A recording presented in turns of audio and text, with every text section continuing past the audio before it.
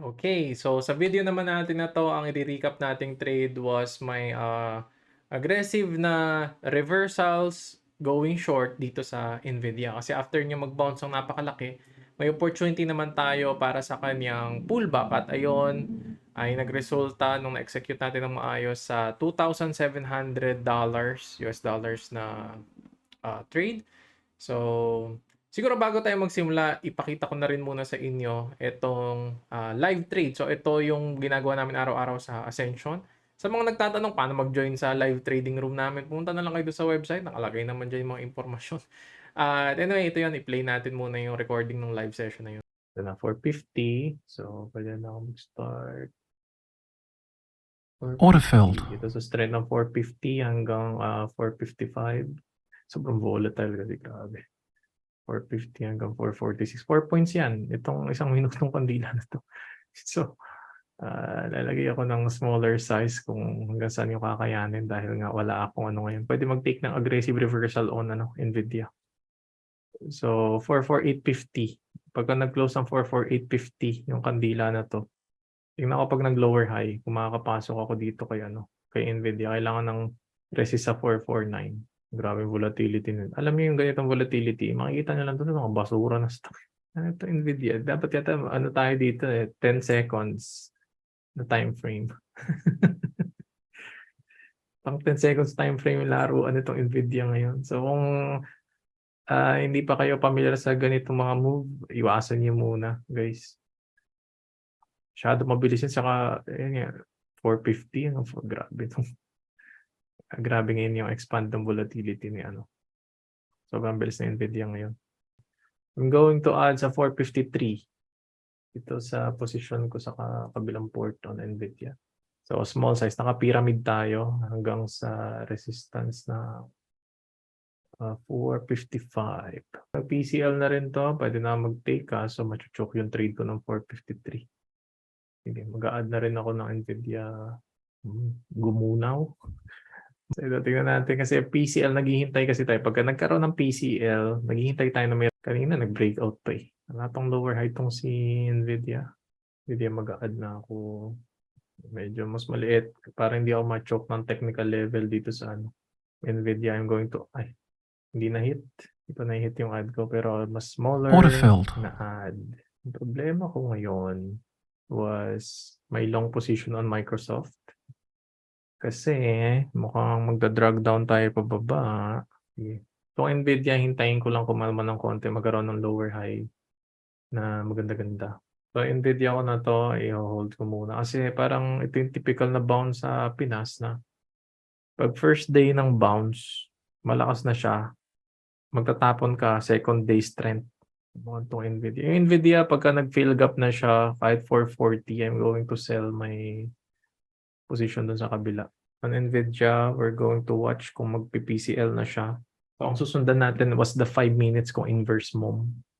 Check nyo na lang sa 5 minutes yung after ng wide ng 945 na kandila. Nice. 1 point na lang on Nvidia. And I'm going to sell it for 40. Yan na. Okay. Order partially filled. Hold half. Order filled. And then hold yung the rest. Malaki pala yung sell ko na to. Ako na maliit na yung susunod eh. So, i-hold ko na yung remaining nung ko ng Nvidia. So, okay, on Nvidia, tatapong ko na lahat dito. I'm good. Order partially filled. Okay, good na ako dito sa Nvidia. Order filled. Sa kabilang port. At yun na nga ang nangyari nung aming live session. Pero sa akin challenge port ay hindi naging maganda execution ko kasi bumili ako niya ng after hours. Tapos lumipad pa siya. So, hindi ko na-execute ng maayos sa kanya. Pero ano pa ba yung mga ideas na nakikita ko dito sa Nvidia on why nag-prompt ako, naisip ko na mag-take ng short position. So, sa daily nga ni Nvidia kasi lumipad na tayo na napakalaki. So, from the bottom, ito, nasa laro natin yung bounce nito. I-check nyo na lang sa previous video yung kung paano yung bounce play na yan. Using ranges din. So, hanggang sa highs nito, 12% in a matter of 2 days. So, usually, sa Pilipinas, naglalaro tayo ng mga bounces, bottom picks. Usually, kapag maganda na yung bounce niya during the first day, nag-end siya ng strong candle. Ano ibig sabihin ng strong candle? Strong candle is, this your candle, wala siyang wick sa taas na mahaba. strong siya, nag-end up siya ng puro halos. Puro yung body. Mas malaking body kaysa dun sa week. So, very strong yung close and after hours nga lumipad pa. Kaya the next day meron tayong malaking gap Nag-open tayo 445. So, pagka ganyan ng scenario, day 1, hold the bounce. Hodl. Tapos day 2, usually, kapag may strength pa, you can sell. Pero, pag yung structure sa second day is maganda, paano ba yung maganda? So, syempre tayo, may iba-iba tayo ng pananaw sa pagiging maganda, pero may structure tayo kung sa stock yan.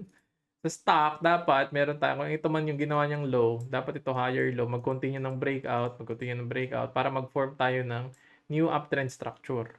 No? Ayun ang maganda sa day 2. Pero nangyari sa kanya, nagkaroon na tayo ng flat na move.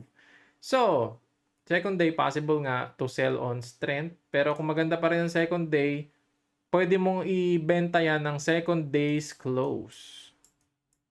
Or third day's open. Yan, usually sa bounce ganun. Pero ang script ni Nvidia yesterday was, sell the strength of second day. Ngayon, bakit ako nag-take ng mga aggressive na longs? Nung tinake natin tong position na to, kasi wala pa namang nasa strength yan I am shorting the strength starting dito sa 450. Ngayon, bakit ganon? Nasa 4, ano ba yung 5 minutes nito? Parang 5 minutes kasi strong pa rin Ito pala yung confirmation, no? So, meron tayo na dalawang entry. We can go aggressive. So, aggressive natin is, meron tayo syempre range in our mind. Zoom nga tayo ng 1 hour. So, this 1 hour time frame, bakatan natin ito, this range. Yan, sa mga previous video, palagi nang maririnig yung mga range na yan, mga supports, resistance, ranges. So, pagpasok ng range na to, interesado na ako sa kanya mag-take ng short position. Nag-start nga ako ng 450. At ang plano ko sa kanya, kahit hanggang 455, that's going to be my range. Kasi sa daily, ito hanggang 456. Ayan yung daily na possible na rejection sa kanya. Kasi napakalaki nga na ng bounce na ito na ginawa niya. Diba? Ilan? 12% ba? In 2 days? Ayan, 12% in 2 days. Napakalaki na ng move na yon, especially dito kay Nvidia. Kasi, ba't natin nasabing napakalaki? Nung lumilipad pa sa Nvidia, itong time na ito breakout to ha. Sa breakout niya, ang range na ginawa niya was 6%. Yan. Ito in 2 days. No? Kanya na yung binounce niya, kanya na yung nilipad niya. So, inisip ko, this is prone to pullback. So, I'm going to wait. Pwede ako mag-take ng mga aggressive. So, while the stock is still moving higher, wala ang pullback na ginawa na na matino Kasi parabolic siya, dire-diretso, green, mini conso, and then nagtuloy ulit. So, ang pullback ko is going to be an aggressive pagpasok niya ng 450 hanggang 455. And pagka nag-close above that sa 455, mapapagpag na yung position ko na aggressive. Maghihintay ako ng signal, yung mga patterns natin na ginagamit, yan, with the Ascension Boys and Walkthrough. So, dito sa short na to ng swing, dito tayo papasok. So, ang ginawa ko, one aggressive, and then, nung nagkaroon na ng confirmation, doon ako nag-take ng short position. Pero, syempre, Nvidia continuation ng mga swing, nag-dump lang din tayo dito sa ating weakness. So, parang ang laro natin dito, ito. Starting sa swing na yan, hanggang dito, ayan. Diyan lang natin yan hinuli sa loob niya. Pero may aggressive position tayo, and this is the confirmation. Pag aggressive ka kasi, wala pang confirmation yan Ang confirmation mo was the weakness and the pattern. Pag lumabas yung pattern, pwede kang mag-take ng trade at lilipat mo na yung risk mo. From 455, ito, ano ba yung high nito? 453 something. Yan, so, nasa 453 na yung risk natin. At pwede ka pa mag-add. While you're adding, syempre, you are moving your stop para hindi lumagpas sa iyong VAR or value at risk, yung iyong trade. So, yun nga, trade natin dito was just a quick reversal. Parang trade lang din natin nung previous dito sa Nvidia. Ang pinagkaiba lang, ayun, long. Ito naman ay short position.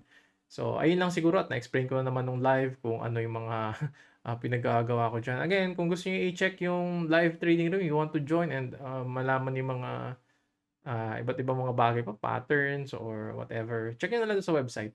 At ayun lang may babahagi ko sa video na to. Salamat ulit sa inyong panonood guys and God bless everyone. Thank you.